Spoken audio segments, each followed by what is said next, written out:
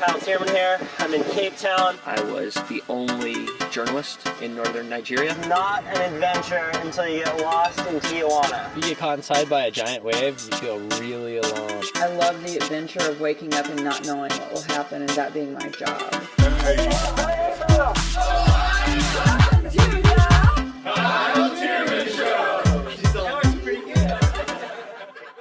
All right. Hello, Mom. Thank you for coming on the podcast. This is a long time coming, and I appreciate you doing it. Well, thank you. It's nice to see you and nice to be doing this with you.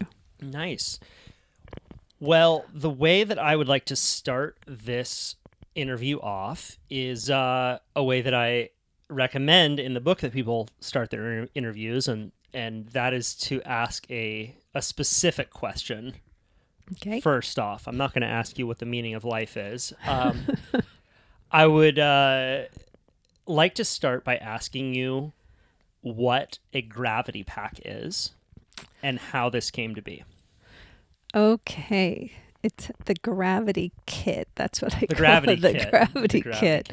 The gravity kit, that's actually a name to this thing that my brother gave. And what it is when gravity wins and we die, then what is it that is needed in a kit for somebody else to then finish the cleanup and completion of our lives?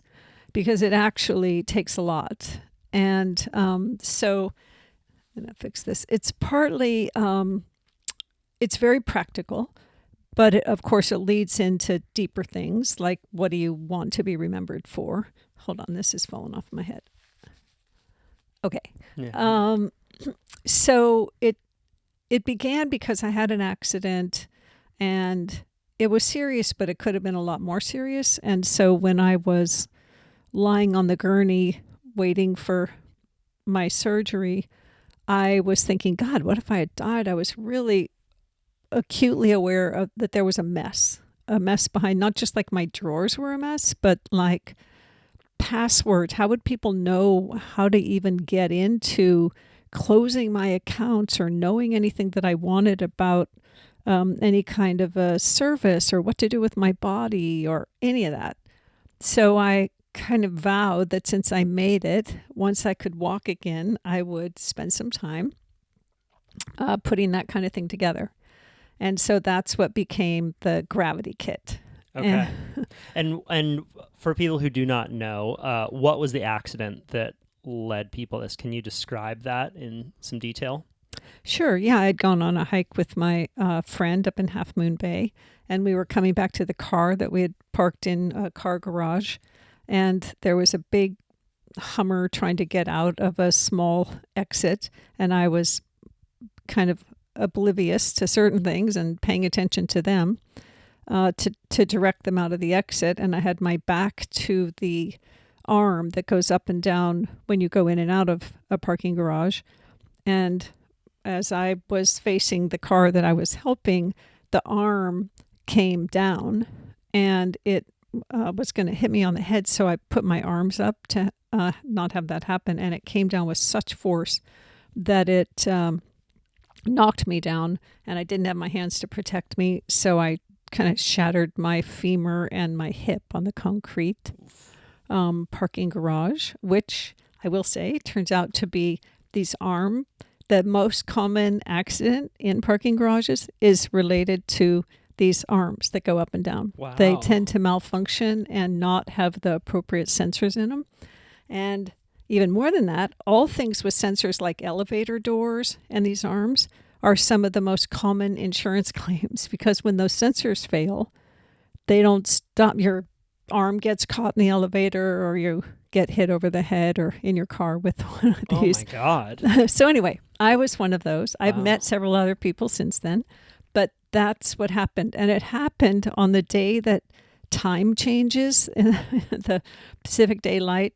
And so as I was lying in the hospital waiting for the surgeon, I had to wait an extra hour. So it was like midnight twice. And Wow. so I had a lot of time to think. And, you know, it was so crazy. It was during COVID. And there was a guy having a psychotic break down the hall. The halls were crowded. I was there, and I just thought, I'm either going to go crazy with the pain and the chaos, or I'm going to treat this like a master class. And I just opted for the master class. And so part of what came up was, how can I use this time to stay in a better state? And one of those was, what can I do when I'm on the other side of this? Yeah, it's amazing how focusing near-death experiences can be. It's so hard to prioritize what's important on a day-to-day basis, Right. but then the second you have something that recontextualizes your life, it's just like a 10,000-foot wide view It's immediately. so helpful. Yeah. It's so helpful if you survive it. It's really, Yeah, really I mean, a helpful thing. that might be also why psychedelic experiences can be so helpful, is they feel oddly like near-death experiences. Absolutely. You can reprioritize quickly. Yeah. And I think you die several times to who you thought you were. I mean, in Right. psychedelic experiences. And so that, or plant medicine anyway, that's my experience.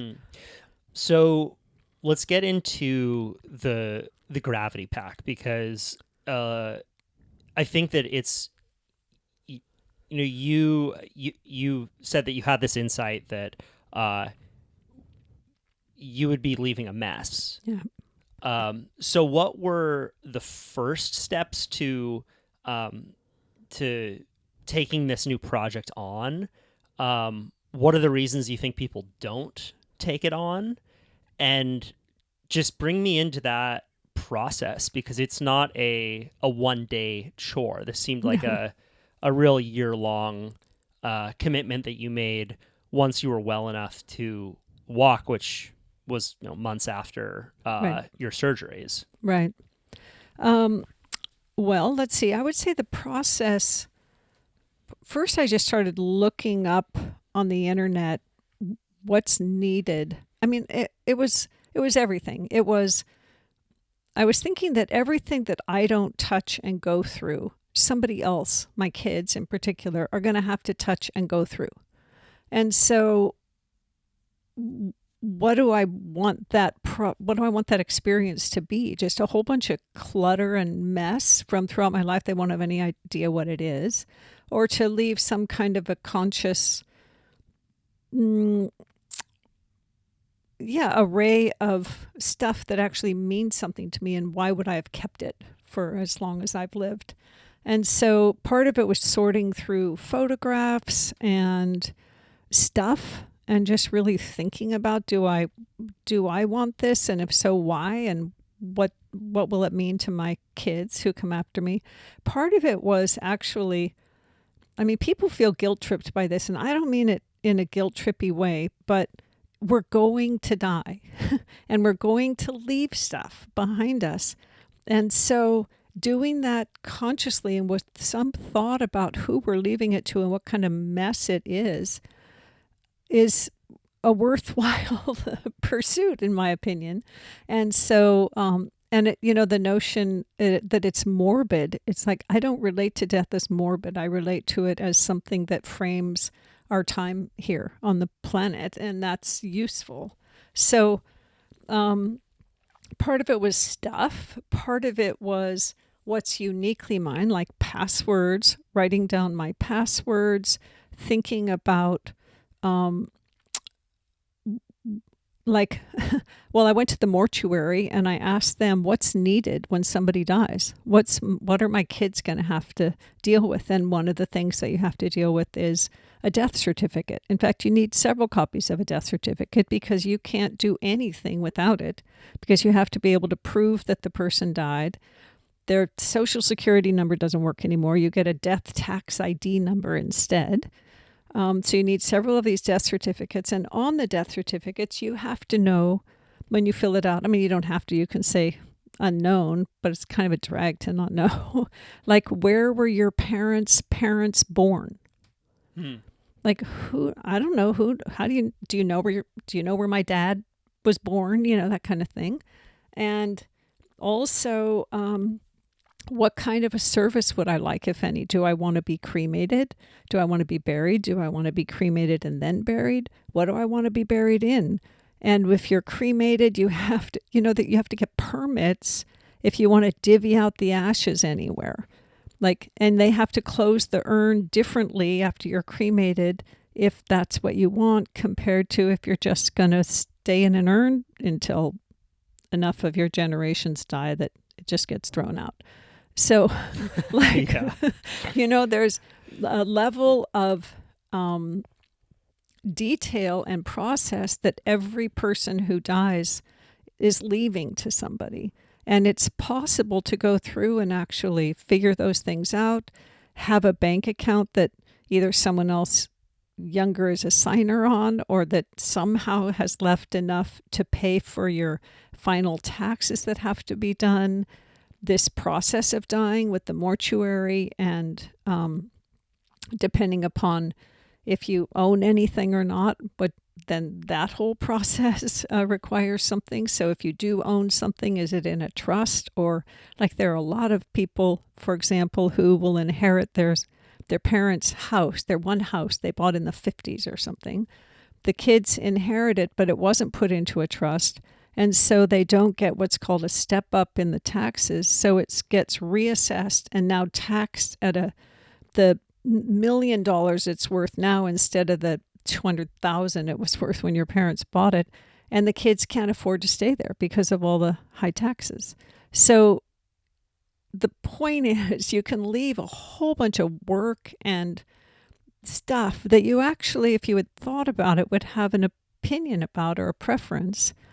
And being able to express what that is, ideally talk to your kids about it, but at least have it written down, will make it so that when they're going through an emotional process of you having just died, they're not also hit with a lot of administrative, legal, pretty confusing stuff that you have to deal with before you can even effectively deal with the body or what's going to be done with it afterwards.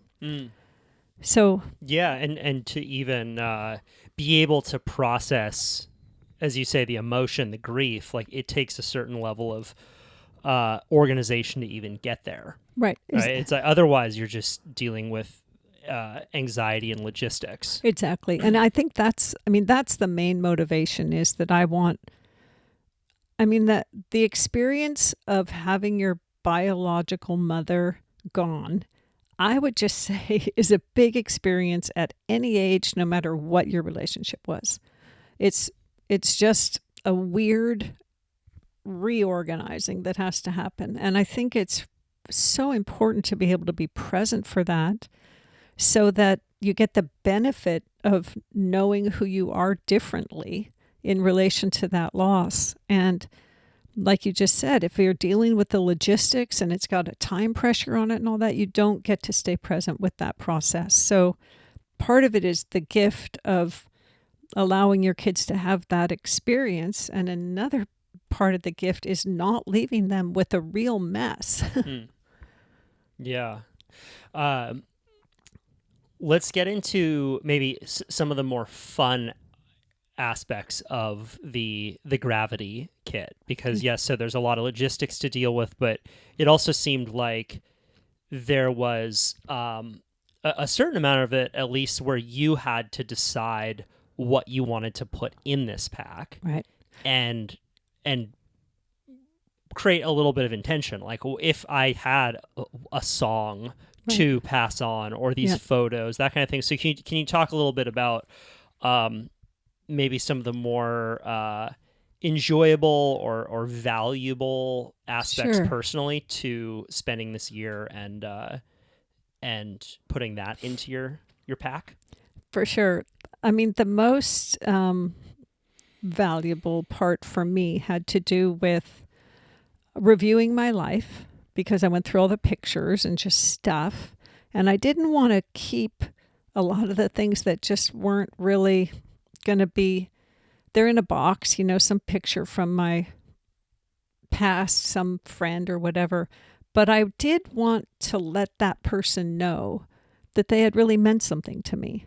So what I did was, once a week, I wrote a letter to somebody who had come into my mind, or that I had seen the photo of, to just say, I just wanted you to know that you really mattered to me in my life. And here's something I specifically remember about you. And it can be really funny, quirky stuff because it doesn't matter anymore. Like you're just saying goodbye. Probably, like I wrote to an old friend. He was an investigative journalist, and whenever we went out to dinner, he would have to face into the wall because he was so distractible all the time. He was just constantly looking around at what might be happening. And so I could recall that to him and all the funny positions we got in order to have him just settle down and be there. And we had some really fun times. And anyway, I acknowledged that and that he had mattered to me, and I just wished him the best in his life. And there was nothing to say. He didn't need to write back or anything. But he did write back, and he said that that was the nicest letter he had ever received in his whole life. Wow. And so you set an event on your calendar once a week that you would, okay, I'm going to spend a half an hour, an hour of letter writing. And you know, in the book, I recommend people get their parents to send them photographs before the interview, because it can create it's almost like pitons on a cliff. If you're a climber, like it can give you the next place to go. And a lot of what can make interviews work is just specifically going from one moment to the next, and you know, you have an enjoyable experience. But I think that photographs can also do a similar thing for the parent, right? When they are thinking about, okay, what do I want to talk about in this interview? Photographs can be a really good pneumatic device to jog memory. And then, it's just amazing how memory works and how much experience we have in our brain that we can't access unless we have a photograph to jog our memory. Yeah. It's one of the reasons I really like physical picture books made, like a lot of times from trips that we all took. I made books afterwards that were physical, not just from the look up on your phone. Right. So that they would help reinforce the memories and the stories. But one of the things is, why did you keep this? Like, who is this person? Where did they fit in your life? What does that mean? What was that house? When did you get that? And why did you choose it? And who were you there with? And what were the neighbors like? Like all kinds of things where I feel like that's how you really learn about your parents. It's not just in the overarching, here's my philosophy. It's like I know in your audio book with Katie Hendricks talking about the things that she learned about her dad. For example, from being able to really ask about something in his childhood, which would come up from a picture, like, oh yeah, I remember that. That's what I was doing. And so, having the photos and choosing which ones. And so writing to people was really wonderful. And some of it also was to apologize. I mean, I think it's like making amends in the 12-step program, which is useful for anybody anytime, I'm sure. But there were things that I wanted to just say to people that I felt sorry that I hadn't understood better the impact that my actions would have on their lives.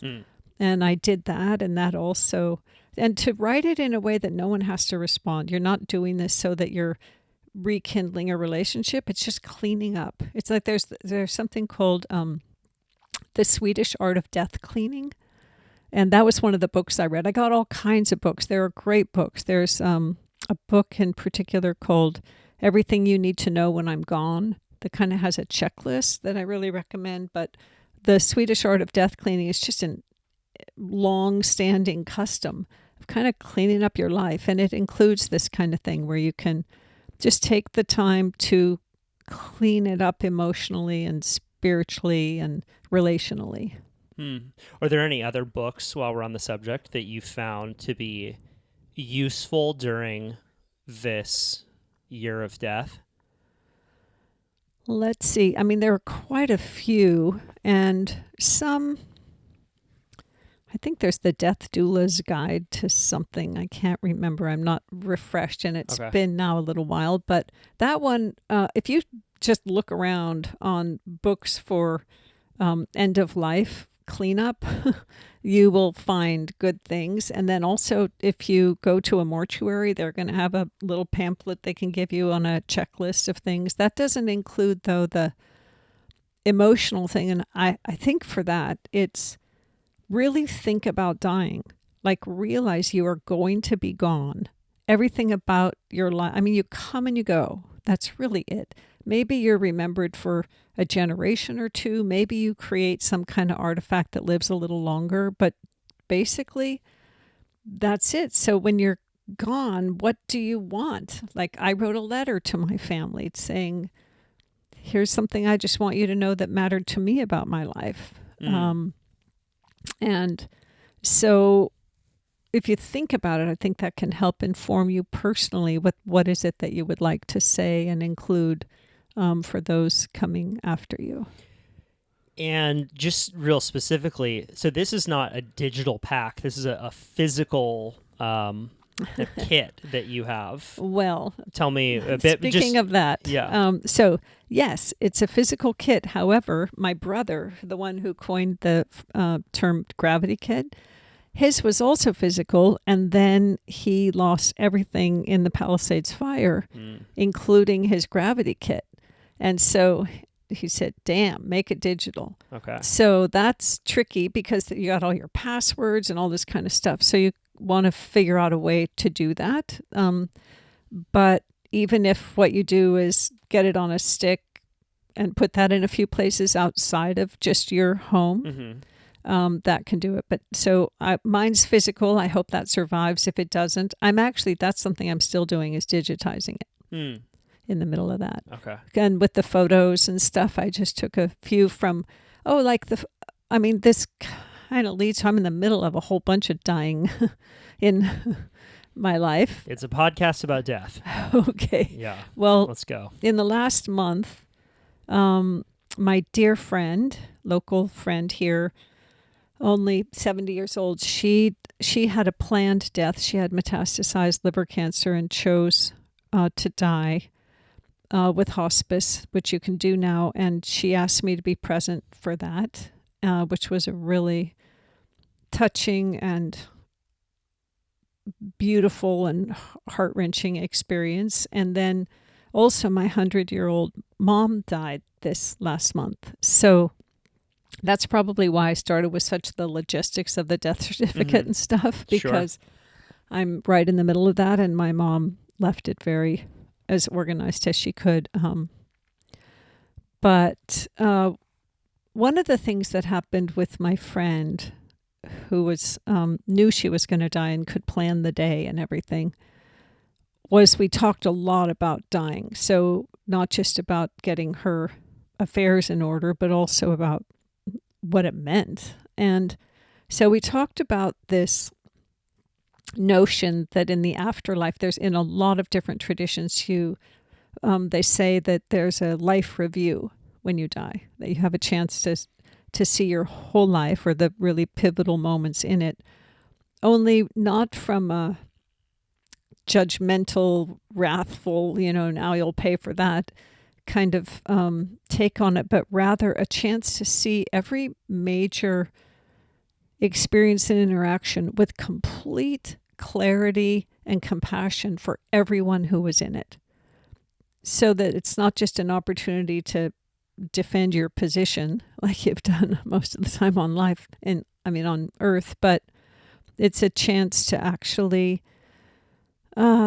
see what might their perspective be on this.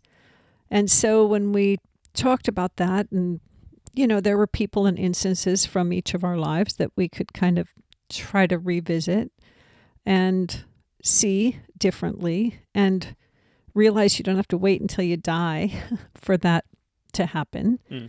And so it's actually one of the things about your book that was so helpful for me, is that it was a chance to see your perspective. And in a way that I didn't know all those things that you thought and felt and went through. And so I really benefited from that because it gave me an opportunity to just see into your world without being in a position to defend my own. Not that I didn't have moments of feeling defensive, because I did in my own arc of response to it. But I mostly just felt like I really benefited, and that it's one of the main benefits that parents and kids both get from the interviewing process is that you really get to see and understand each other's perspectives better and learn something about yourself. And, the whole subjective memory thing, like, that's a very real dynamic. We just were in the same place and had very different experiences. How would you bring this conversation up with your friend who is dying? What did those conversations actually look like in terms of thinking about these pivotal moments in your life and recontextualizing the moments?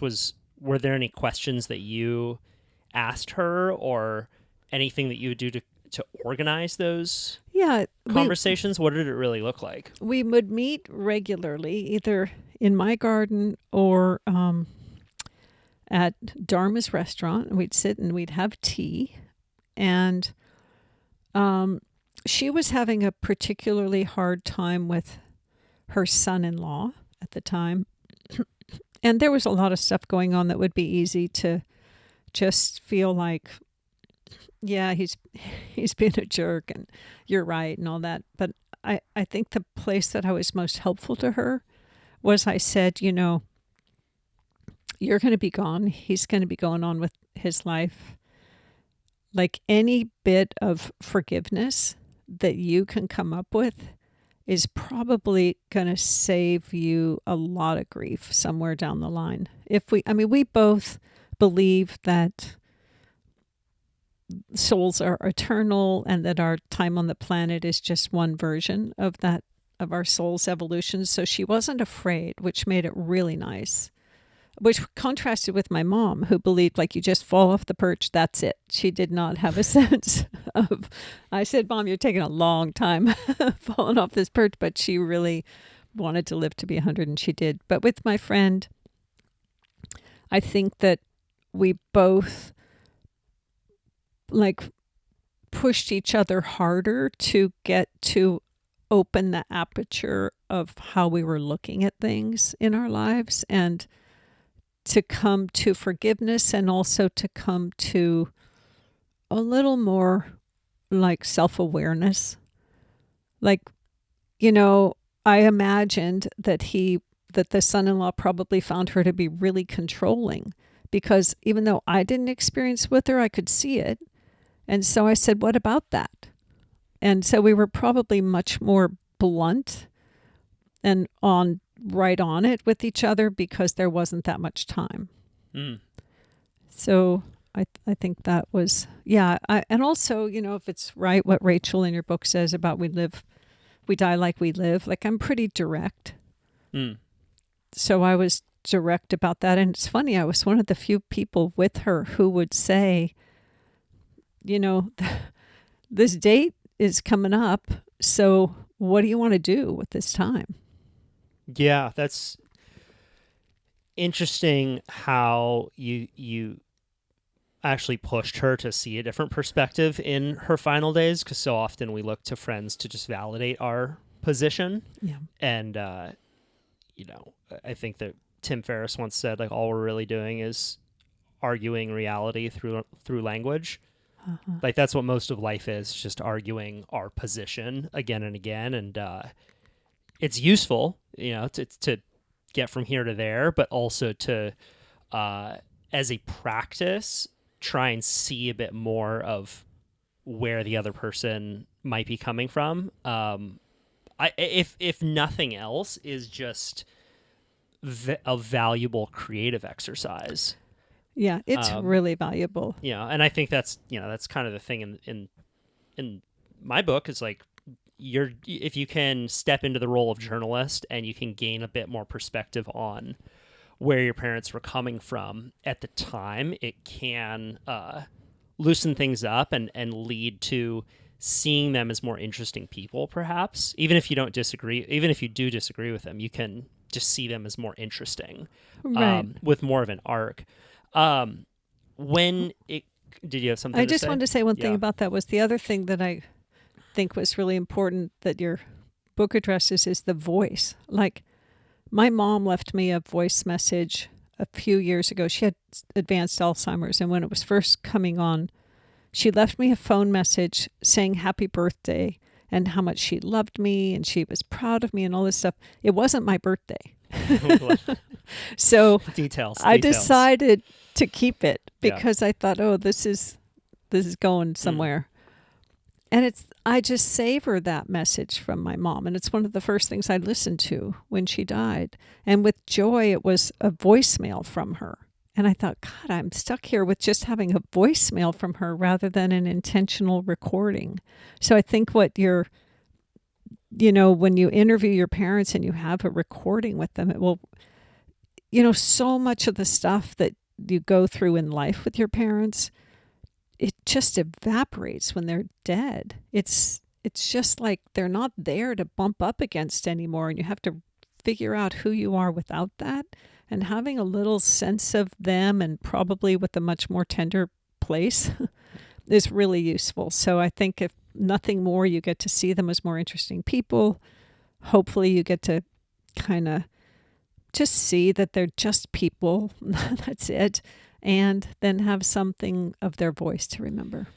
Yeah, I recommend that people, even if they don't want to interview their parents, save voicemails.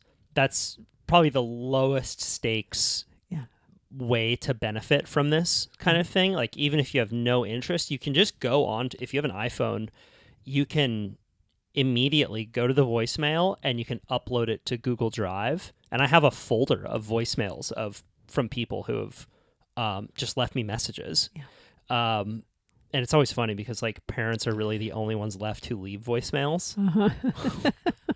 I'm always like, did you listen to my voicemail? Or we're always like, no, just text us. But the benefit of the voicemail is we actually get that. Yeah. But yeah, I mean, you can really easily do that. And it's, as you say, amazing when we just take stock of how little evidence we actually hold. Yeah. And particularly auditory evidence. I think saving voicemails is a really low stakes way to start the project. What did your mom dying do to your perspective on her?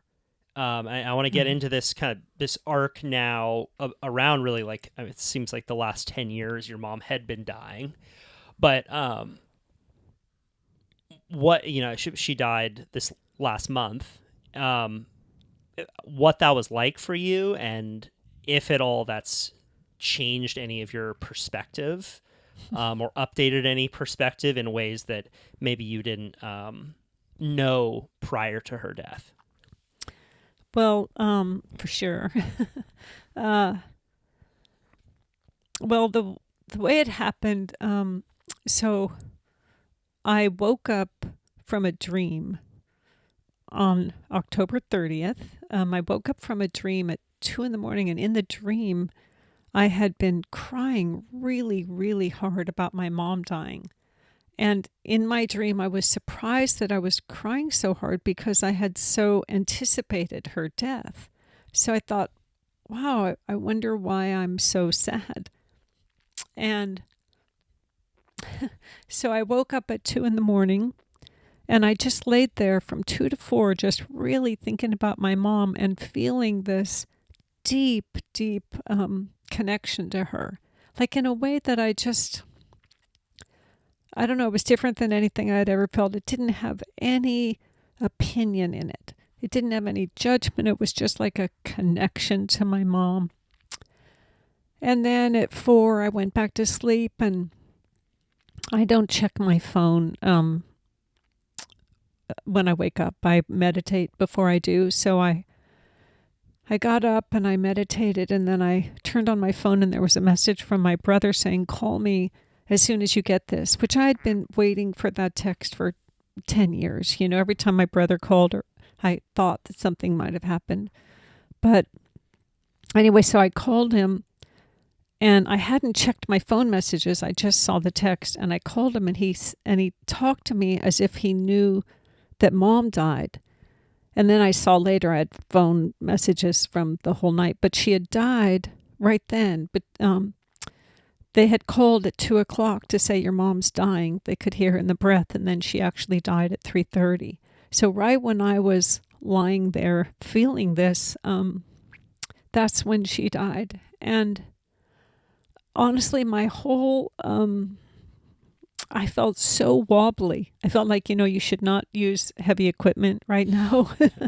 Like I felt like I would bump into something, or just, I felt so tender and so humble about the ways that I had only seen her as whether or not she sort of fulfilled my idea of what I wanted my mom to be, instead of this woman who was so strong and so willful, and who made it to 100 because she always wanted to, and how much in her life she did that way.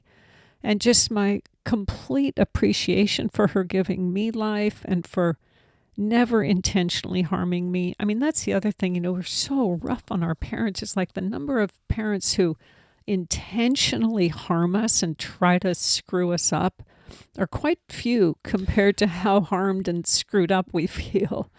And my mom is one who never intentionally did anything other than try to have my life work, and so I have just felt like I'm grateful that I was kind to her and good to her, and I felt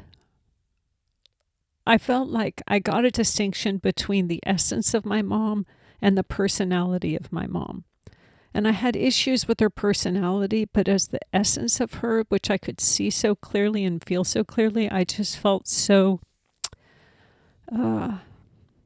grateful.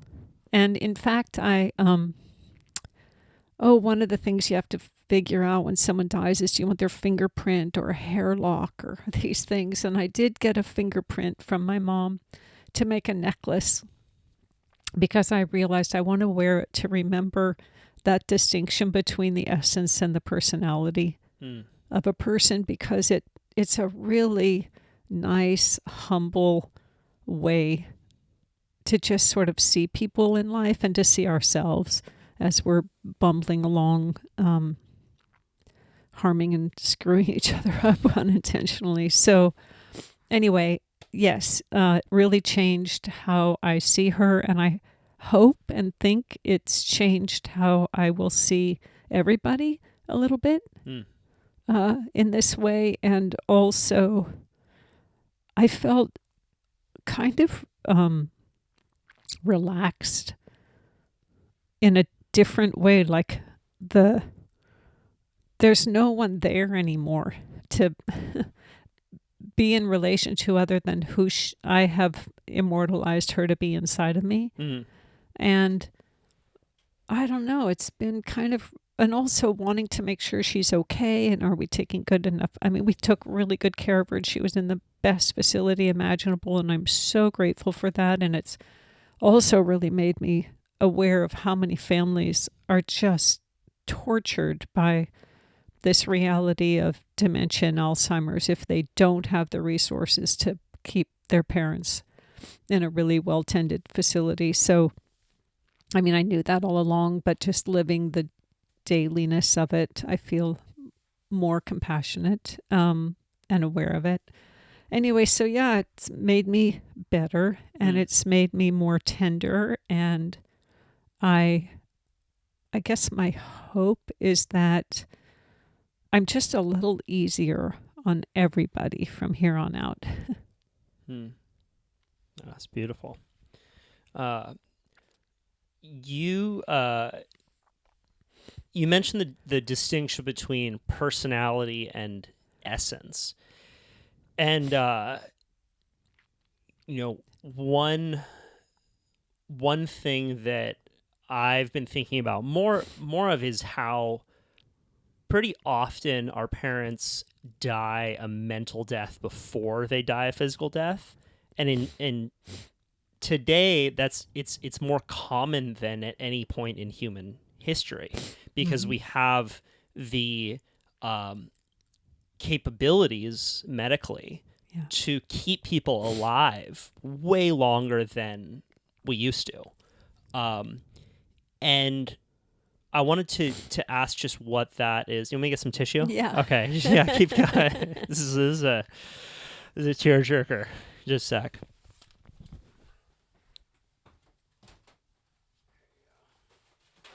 Thanks.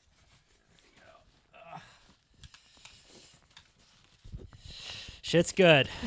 It's good. Crying it out.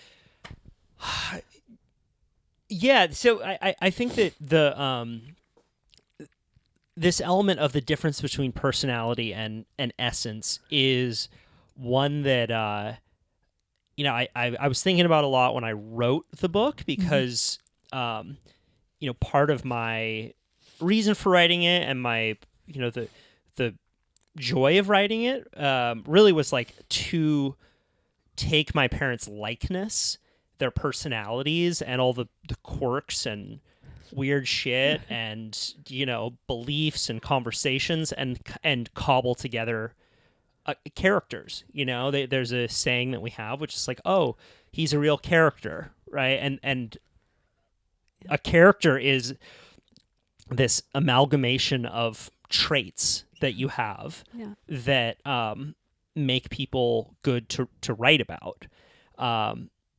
And it's kind of like you get the essence through the character, right? But you can't really write with such generalities of like, oh, this is their essence.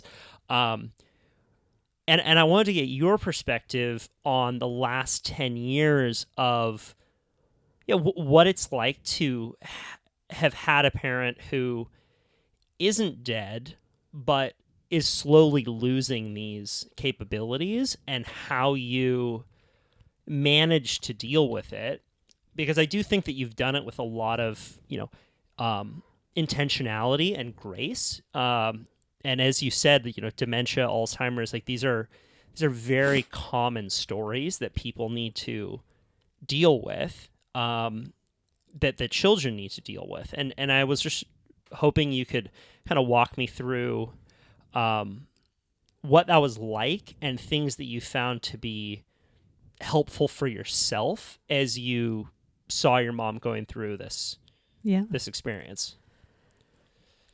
Well, it was a real intentional journey, and it started actually kind of the phone message saying happy birthday when it wasn't my birthday was a little bit like, okay, like, I don't know, having your mom not know your birthday is a little weird.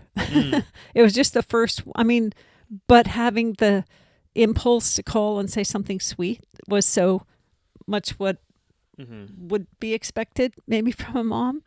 Anyway, it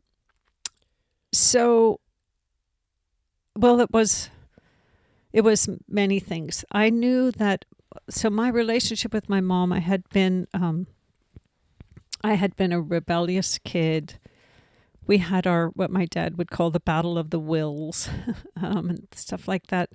But as an adult, I had been, kind and appreciative, but pretty superficial. We didn't have a deep relationship. And so when I saw that she was physically pretty healthy, but beginning to be inept, where she couldn't live on her own, and we needed to get her into some kind of a place that she could be watched and cared for, there were a few things along that path I'll share. The most significant was a plant medicine experience to start it off that I could share, if that's all right, I guess. Yes, please. So when I realized that I needed to step up and be present for my mom on a different level than just superficiality was going to carry us through. I knew that I needed to do that from within. It wasn't going to happen because she changed. I tried that for the first many decades. Anyway, so I had an ayahuasca journey, and the intention of the journey was to see myself before I was my mother's daughter. Because I thought if I could see who that was and who I am on this journey, regardless of who she was or wasn't, I could stop just kind of being disappointed or something about how we couldn't share specifically spirituality and things that really mattered to me. So I drank the medicine, and I was instantly catapulted into the cosmos, where I watched myself prepare for life on Earth. And the voice, the voice was saying, okay, like, should you accept this mission for life on Earth? Here's what you'll have. You'll have these opportunities, these privileges, these obstacles, these challenges. And in the lineup, there was my mom, and she was there as someone who was going to help me. Oh, and all of this would be so that I could find my way home being to that cosmic source that I was beginning from.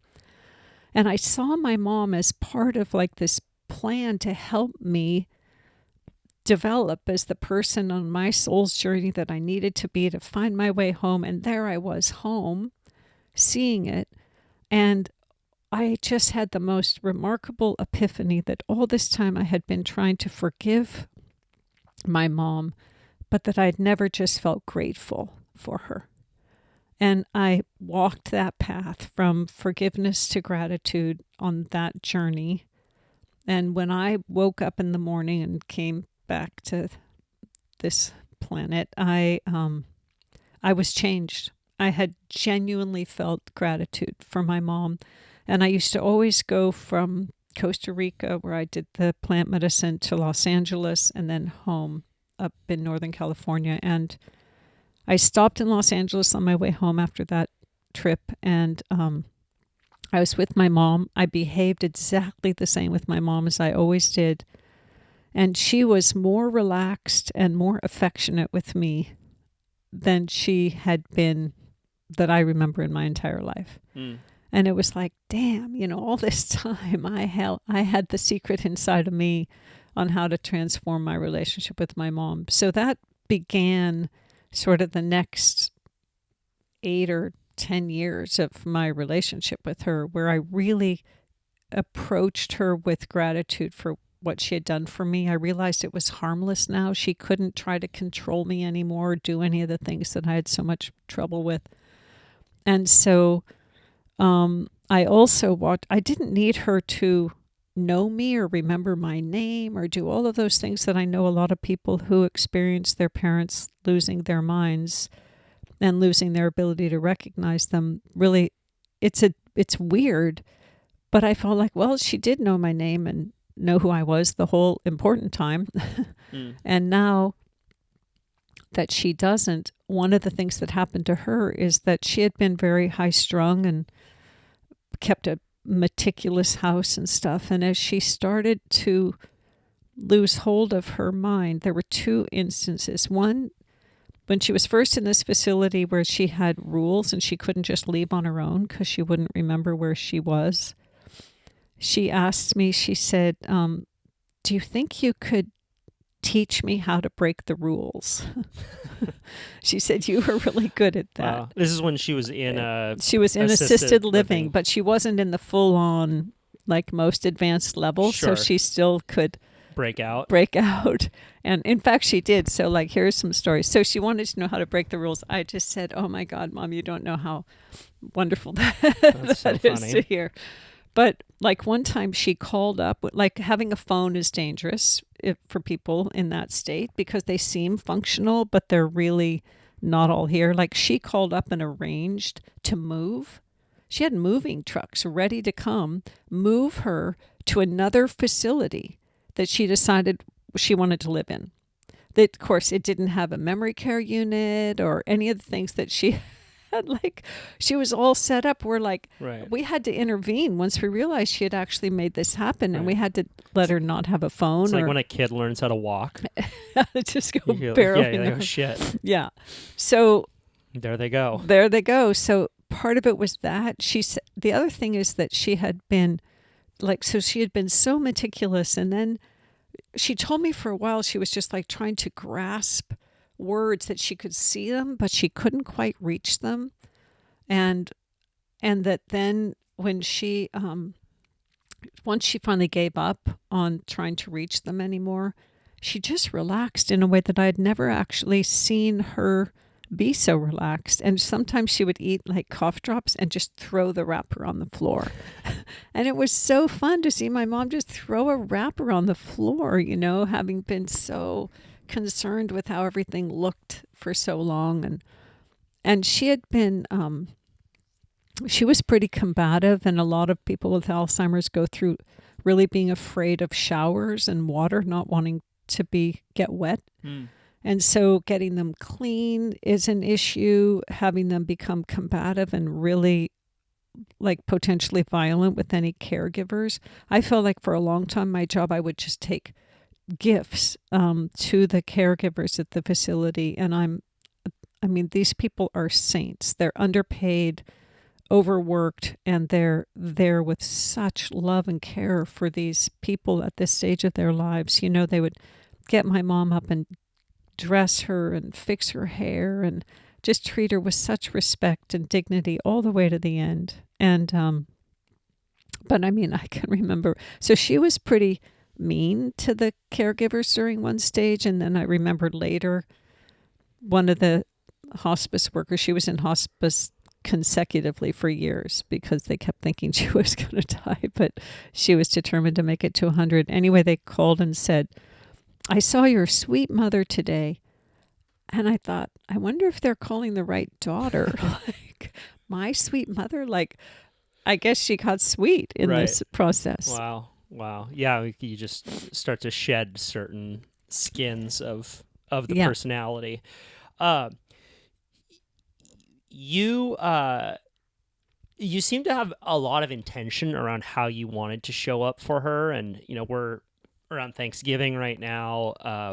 I find that one thing that you do quite well is set clear intentions for how you want to be with people in certain situations. And, I think some of the worst advice out there is just be yourself, because it gives you this pass to, be a shithead, basically, rather than and which actually. self? And which self? Yeah, exactly. Which self does that mean? And when it comes to interacting with our parents,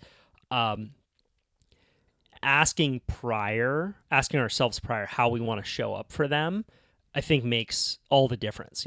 When we're coming home for the holidays, when we see them, because the knee-jerk reaction is going to be frustration a lot of the time.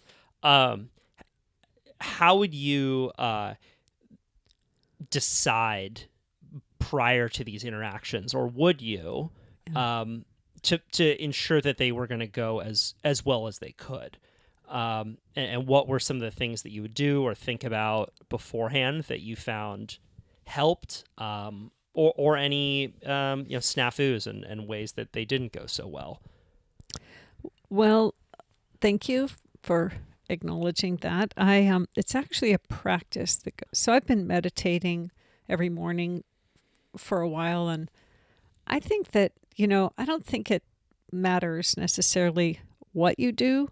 It matters that you do something that's intentional when you start your day. And it can be prayer, it can be breath, it can be any number of things. But for me, stilling my mind and body, and then at the end of that time, I think about my day and how I want to show up in it, with whom. It's true, it's very intentional, to come at it from the most loving, humble place that I can in any interaction that I'm going to be having, so that it's independent of how the other person I'm going to be with is. Like maybe they'll be in a bad mood and super uptight and rushed, or maybe they'll be this or that. Like, how do I show up so that I can come from my highest self no matter what? And, some days I do better than others with that, but I would say it's probably one of the things I do best is to have thought about it ahead of time. Mm-hmm. And with my mom, I just felt humble. There comes a time when you realize there, but for the grace of God, go I. Like, I don't know what's going to happen to my mind. I don't know how the end of my life is going to go. I'm aware more now of some of the things kids and other people think of me or have thought of me, or the good and the bad and the misinterpretations compared to what I think and all that kind of stuff. And it's humbling. And you just stop being so righteous and think more about what's the other person's reality and how are they today, but actually listen. Like, one of the fun things about being interviewed by your kid is that they're listening to you. Like, honestly, that's not the case. I mean, from the parent's perspective, when the kid walks in the door ready to be frustrated, the parent experience of that is they're not tuned in to my reality at all. They're just relating to me like it was some time, a long time ago, that they formed an impression, and there we go. So I think anything that you can do to just be slightly more humble and to find the thing that you can relate to or do like, or ask a question, like it softens the person. And like you've said, I've been thinking about you, those little things in your book that you recommend saying to your parent, or I was wondering about this time in your life, especially from childhood and 20s and those years before they were a parent. It's nice to hear those stories. You do get insights about why they are like they are, and then you think you can be slightly less bothered. Like my mom, it took me a long time to see the willfulness with which she got herself to Hollywood. Like, she wanted to be there. Right. Yeah, you said that you always felt like she was superficial, and that changed. It totally changed for me. Yeah, she would, she was around a lot of famous people, and she would mention that all of the time. And I thought, God, it's so name-droppy. And then I realized she set out from Nowheresville to get there and make that happen, and she did it. And now, she's buried in the same cemetery with Marilyn Monroe and all these people. I think, good for you, Mom. You did it. That's really freaking cool. Yeah, but it takes that perspective shift. It's the gift you give yourself. I'm here to tell you. It's like anything, anytime you can just soften and see somebody that you once felt harsh toward more softly, it's a wonderful experience, because you'll probably turn it on yourself. Yeah. I mean, it's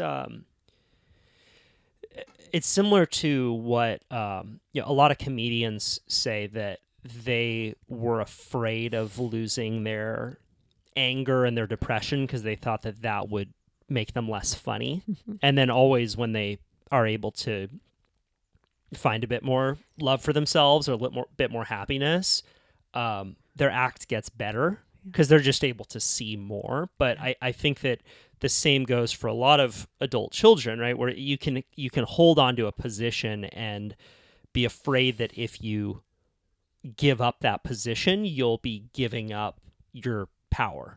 Right. And it is a real trust fall, right? Yeah. But then once you do that, it inevitably can just open the aperture on your life. Yeah. And I think that also there's just the one thing that's been very illuminating for me, having done this project and now having a lot of people read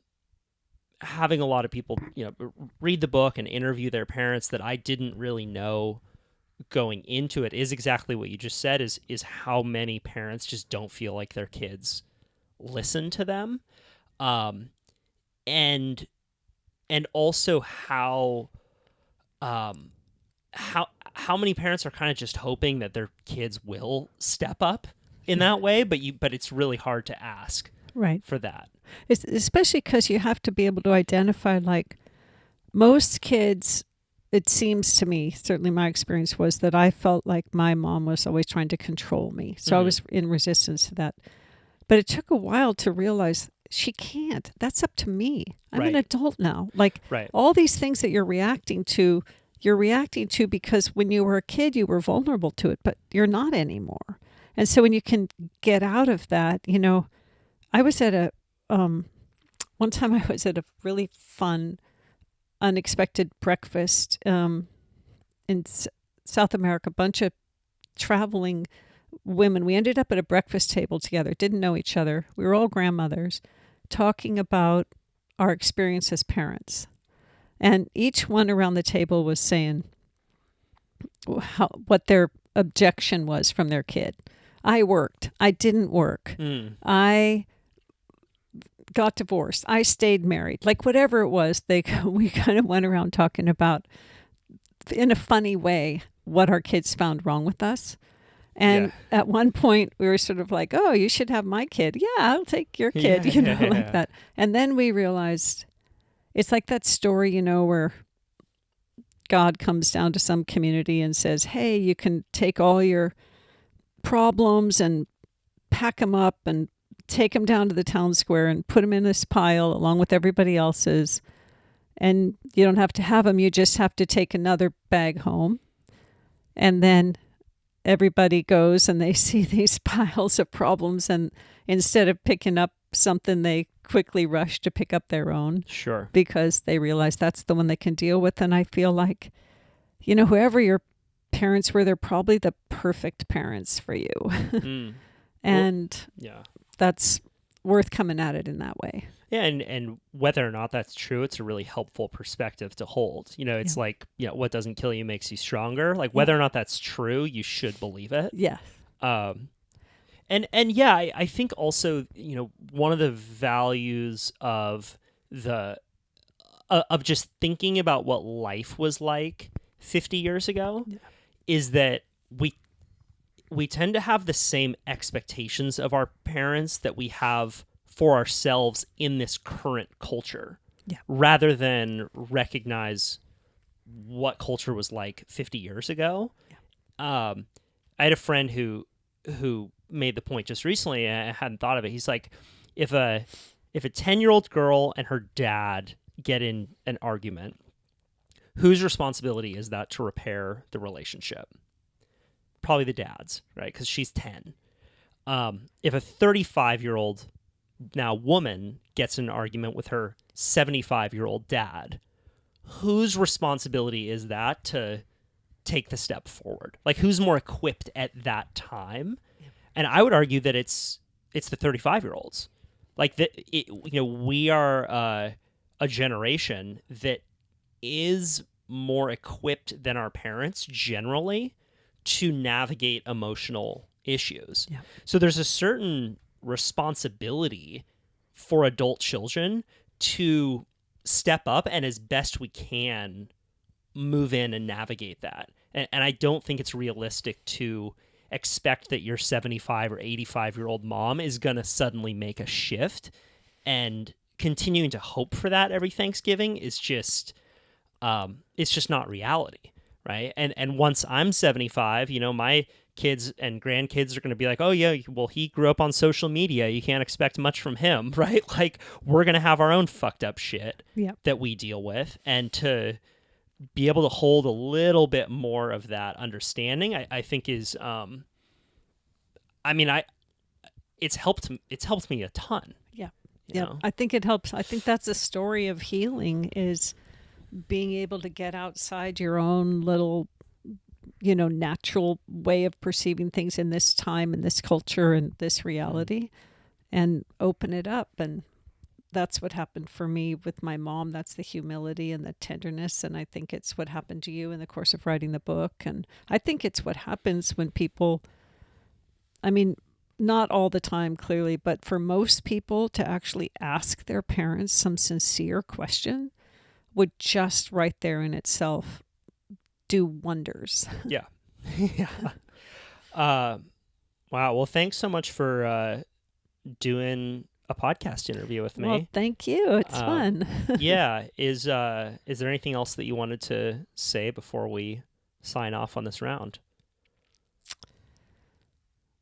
I don't think so. This was great. I appreciate it. I appreciate that you wrote the book. I appreciate the process that it put me through. I appreciate that I'm getting to be a better person, both from the top down with my mom and bottom up from my son. So thanks. Well, I appreciate that, and thank you to, when you're writing a book, all you really have is the access and material. Like that's actually a really big part of any writing or art project. If the people don't want to talk to you and be open and vulnerable, you don't have any clay for the sculpture. And I just continuously come back to the fact that, you and the rest of the family were really quite open to this project from the very beginning to the very end. And it took a couple years to figure out what story would be the best one to tell. But throughout that whole process, you were really just supportive of me as a writer, and I think you knew and just had the wisdom to yeah, I'm gonna cry now. Yeah, I just think you were very trusting throughout the whole process, and it means the world to me that you participated in it, and it just feels really good to have done such a personal project. And I hope that you throughout all of our trials and tribulations just feel honored.